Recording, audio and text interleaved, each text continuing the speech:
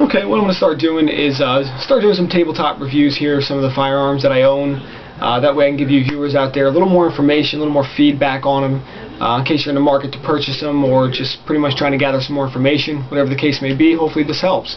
I don't have any editing software, I don't have any high-tech equipment to take good videos, so hopefully I do the best I can, and hopefully it helps you guys out.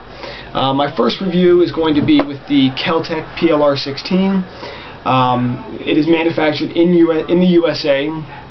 It's a fantastic pistol. It is considered and classified as a pistol, even though it doesn't quite look like one. This particular model that I have, I equipped it with a 4 rail forearm, a tactical light with a command arms tactical light holder, and a Leapers red dot optic. Also, I have on the muzzle end of it, the business end, I have a Levang linear compensator, which is a fantastic muzzle brake. I'll get into that after I show you guys that the weapon is clear. That locks back. Typical bolt hole open on it. Now the Levang linear compensator, if you look at that on the muzzle end, it does have several ports that direct the muzzle blast away from the shooter, away from bystanders or other people at the range. And it also compensates the muzzle rise significantly, especially in this particular model. I did have the original Keltec muzzle brake on this initially, and the blast was tremendous. I mean, it was, even with hearing protection, I mean, it was just absolutely absurd. So I added a Levang linear compensator, and it did reduce it significantly. It actually is more comfortable to shoot. I don't have a video on it actually at the range just yet, but I will post more videos once we get more funds with ammunition here. It is getting kind of scarce still. It's starting to drop down a little bit, but it's still up there. In any event, back to the review. I do have a Leapers red dot optic on this. It's a basic red dot sight, nothing fancy, no bells and whistles. Gets the job done. It's perfect for this setup here. I did have my EOTech holographic weapon sight mounted on this at one point, which made for a fantastic target acquisition, very accurate, but it just was kind of overkill for this. I do have that on my AK-47 right now, and I'm probably going to throw it on my Ruger SR556 that I plan on getting here in the next week or so. Again, going back to this here, it does utilize a typical M16 AR-15 breech locking system.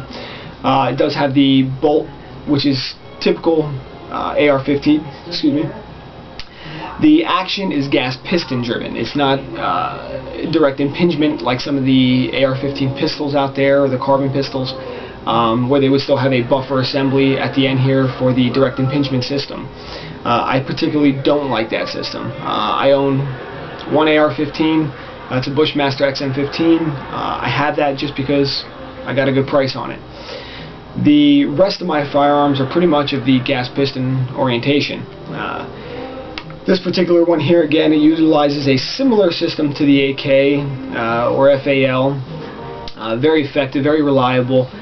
This particular weapon is fairly inexpensive. I paid approximately, I think, right around $500 for the basic weapon. The accessories, add-ons, and all that, I think it ran me another maybe $150 or so. Actually scratched that, probably 80 or 90 with the compensator. This one here is equipped with a single point sling, which actually, if I equip this on myself, it makes for a very solid, almost like shouldering it with a stock.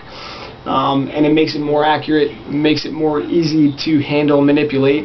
I particularly like the single point sling on this firearm. It just proves to be very effective. The tactical light I activate with my fingers, or the actual knuckle of my finger, which makes it very effective. I can manipulate it any which way I want. If I need to come off, I just pull back my finger. I've done quite a bit of training with it in this aspect, and it's proven pretty effective. This particular model has a 9.2 inch, well, the only model available, but has a 9.2 inch barrel with a rate of twist of 1 in 9 inches. So it does stabilize most of the lighter bullets quite well. I've ran 62 grain SS109, or I'm sorry, M855, and it's not as accurate as the 55 grain full metal jacket that I ran through it. The lighter bullets do get stabilized better, being that it does have a shorter barrel here, and it is very accurate. I was able to obtain groups within the inch and a half mark quite easily with this particular firearm. This does serve the purpose of a PDW quite well, personal defense weapon, being that it does utilize standard AR-15 magazines. This is a Magpul PMag right here. It can also utilize the CMag drums, which makes for 100 round capacity and makes for a very formidable weapon if a situation arises where you would need that type of capacity. I run basically standard 30 rounders through it. I do have several different 30 rounders that I have. This one here is a Brownells with the Magpul floor plate and the Magpul follower, anti-shell follower. These do drop free, no problem. The older style Magpul PMags do drop free.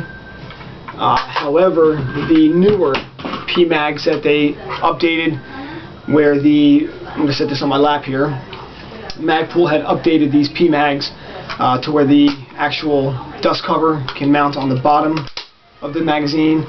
It still utilizes the same, almost, well, let me get the other PMag here.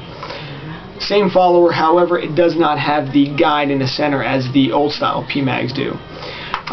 So far, these actually have been more reliable. However, on the PLR-16, they don't drop free, which, you know, it's not that big of a deal if you know how to practice or train with it, and you practice the reloads by extracting that magazine instead of trying to just let it drop free, which shouldn't be doing anyway, because, you know, why damage a magazine or cause excessive wear by letting it fall to the floor. Again, this is a fantastic weapon. It actually utilizes similar sight posts to the AR-15 M16 Nature, adjustable for elevation. The rear sight is adjustable for windage, which makes, you know, they're pretty much rudimentary, you know, nothing fancy about them, pretty much basic setup. Again, accuracy, reliability have been excellent with this weapon so far. Can't say nothing bad about it. I did have a few stoppages in the early stages. Chalk it up to maybe break-in. You know, I know a lot of firearms do require that. For instance, the car handguns, you know, require a break-in of 200 rounds. So right now I have approximately, I'd say, 200 rounds through this right now. Maybe 300 rounds through it without any further failures.